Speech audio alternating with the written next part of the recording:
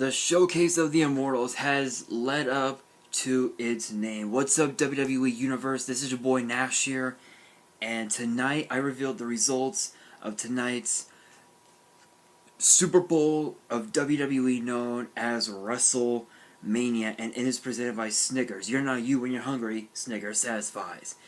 And we would also like to send out a special thanks to WWE Hall of Famer recent inductee Kid Rock for Celebrate and New Orleans are the official themes of WrestleMania. They are both available on iTunes and Spotify.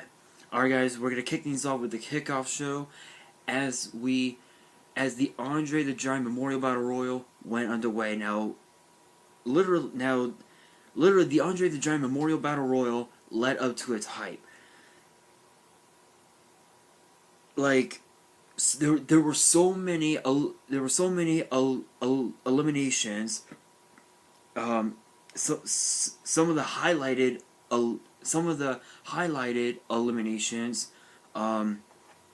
was Baron Corbin eliminating Kane for the second time.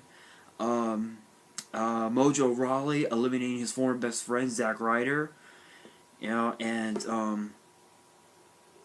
just as Baron Corbin was about to eliminate Woken Matt Hardy, Bray Wyatt shows up and, literally gives the victory to Matt Hardy. So Matt Hardy eliminated Baron Corbin to win the Andre the Giant Memorial Battle Royal.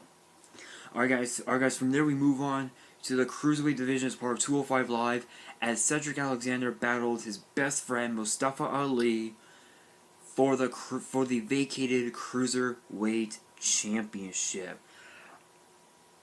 Now I want to go out and say that this Cruiserweight Championship truly led up to its hype. I mean that match was what the Cruiserweights were all about. Literally non-stop action. I was amazed. Really, I was amazed. And the match concluded when Cedric Alexander hit Mustafa Ali with the lumbar check and pinned him to win the Cruiserweight Championship. Now, after he pinned Ali, he embraced him while Ali was on the floor, telling him that he loved him. They were brothers and whatnot. And honestly, that was one of the most insane. That was one of the most insane matches I had ever seen ever. And huge congrats to Cedric Alexander. Alright guys, from there we move on to the first ever WrestleMania Women's Battle Royal. Now some of the big highlighted eliminations were literally the entire, literally everybody who participated had eliminated Carmella, Dana Brooke. I know that both members of Absolution were eliminated. The Riot Squad was. All three members of the Riot Squad were eliminated. It was back and forth. Literally anything could have happened, but it came down to the final. We all thought it came to the final two: Bayley and Sasha Banks, but Bayley had eliminated Sasha Banks, and we all thought that Bayley had won. But we ended up realizing that Naomi was never eliminated, so she eliminated Bayley to win the first ever Women's Battle Royal. Alright, you guys, from there we move on to the main card as The Miz defended the Intercontinental Championship against Finn Balor and Seth Rollins. Now, the entrance of Seth Rollins was absolutely amazing. I could watch that entrance over and over again, and it would never get old. And the way the match went down was pretty insane. It was back and forth. Literally anything could have happened. It was finisher after finisher, near fall after near fall. And at the closing moments of the match, Seth Rollins pinned The Miz using his patented blackout stomp to win the Intercontinental Championship. Now Seth Rollins has joined the ranks of only very few superstars to become Grand Slam champions. Huge congrats to Seth Rollins, well deserved. Alright, you guys, now we move on to a match that I did not think the ending would come to pass, as Charlotte Flair defended the SmackDown Women's Championship against Asuka. I have to admit, I was very surprised. I was surprised, but I was impressed as well. Last year, at last year's WrestleMania, Charlotte walked into WrestleMania as the #1 contender. And unfortunately, she came up just a bit short. And this year, she walked in as SmackDown Women's Champion, and she made Asuka tap out to the figure 8. Yes, you heard that right. She made Asuka tap out. Thus, the 2.5-year streak came to an end. Asuka, she was impressed. I mean, she knew that she was walking into this match knowing how incredible Charlotte has become since becoming SmackDown Women's Champion. And she admitted that Charlotte Flair was ready for Asuka.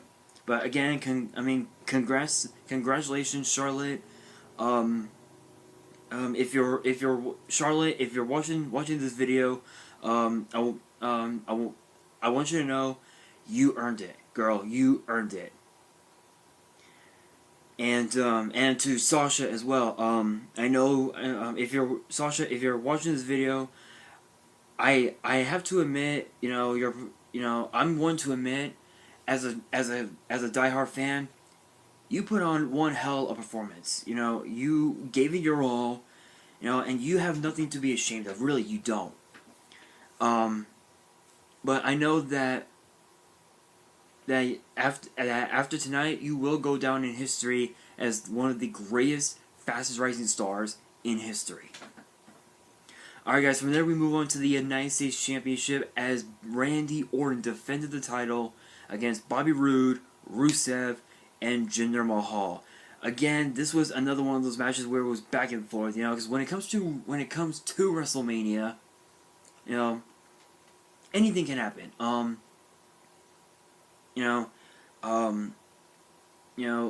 Every match on the card, whether it's on the kickoff card or the main card, it's always a back and forth match. This was another one of them.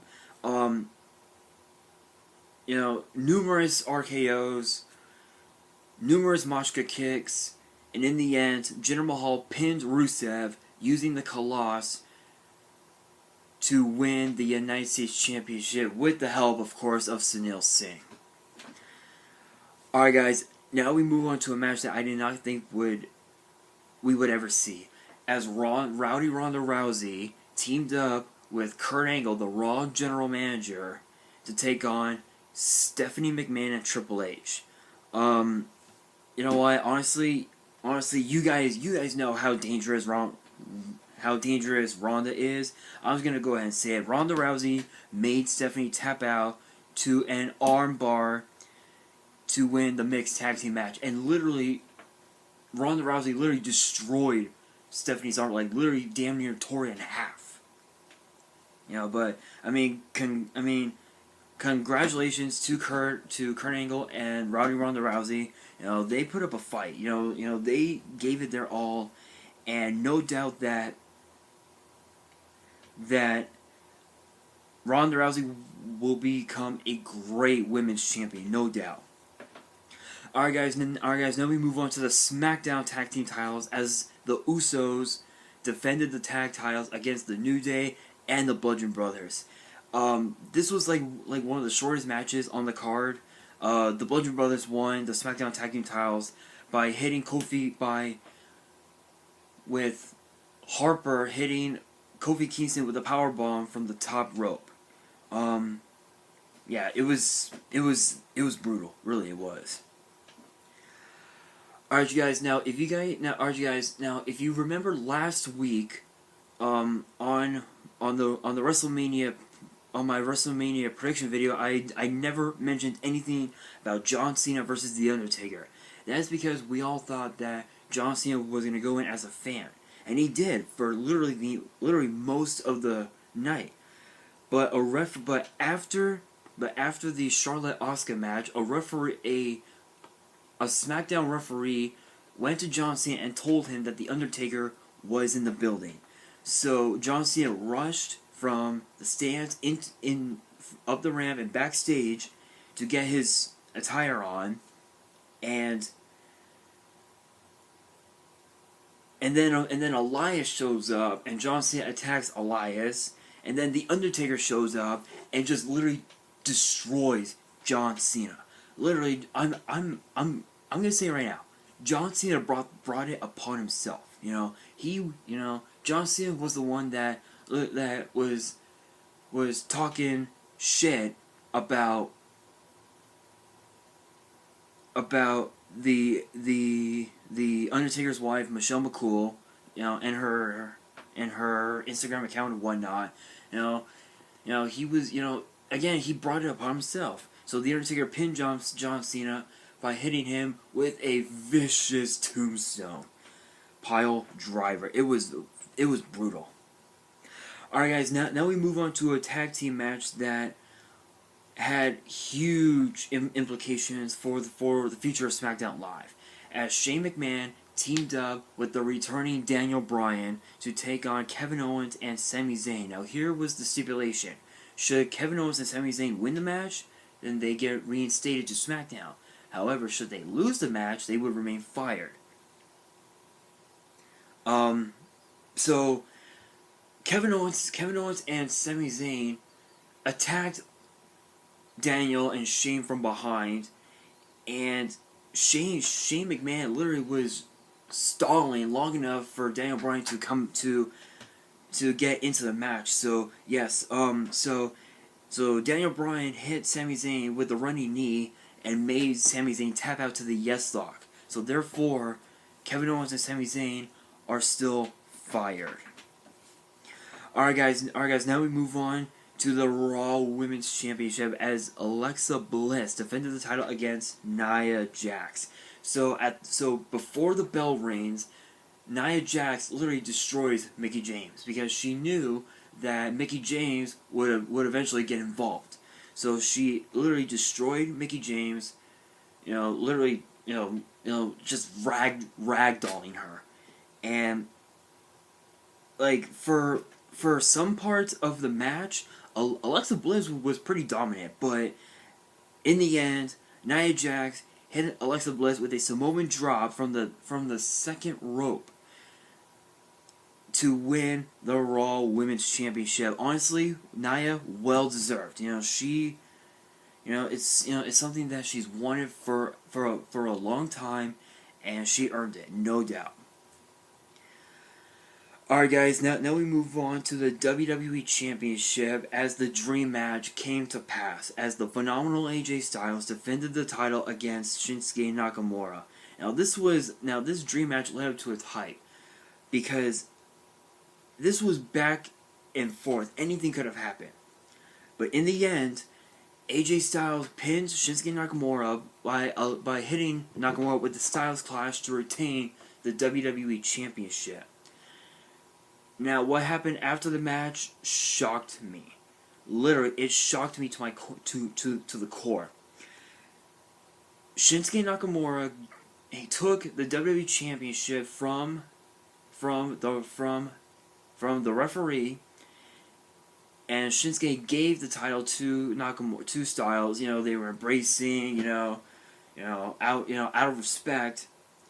And Nakamura was on one knee as a sign of respect, and gave him a low blow, literally just attacking him.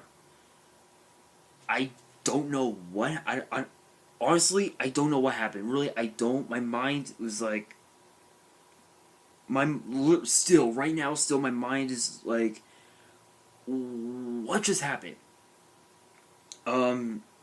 Honestly, honestly, I don't really know what AJ's going through right now. But I can guarantee you that come this Tuesday on SmackDown, yeah, I can assure you that AJ Styles that Shinsuke Nakamura is gonna have a lot of explaining to do.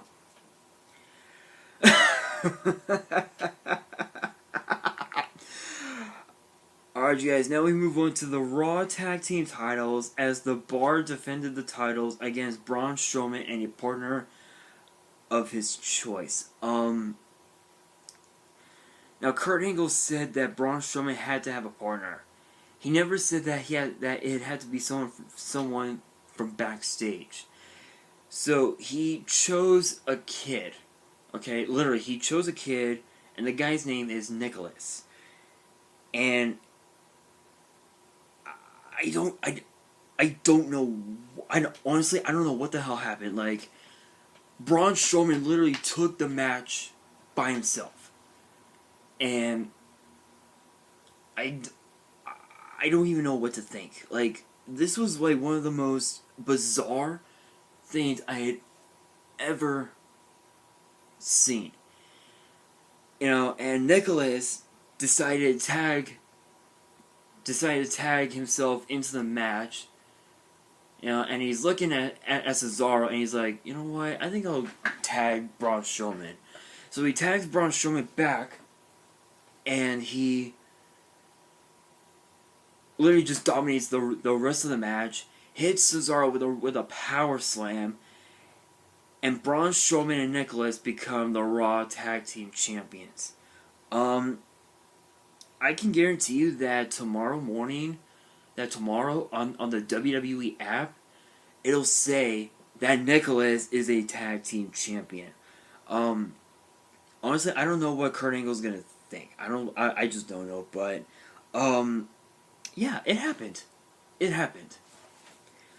Alright, you guys, now we move on to the main event as the Beast Brock Lesnar defended the Universal Championship against Roman Reigns.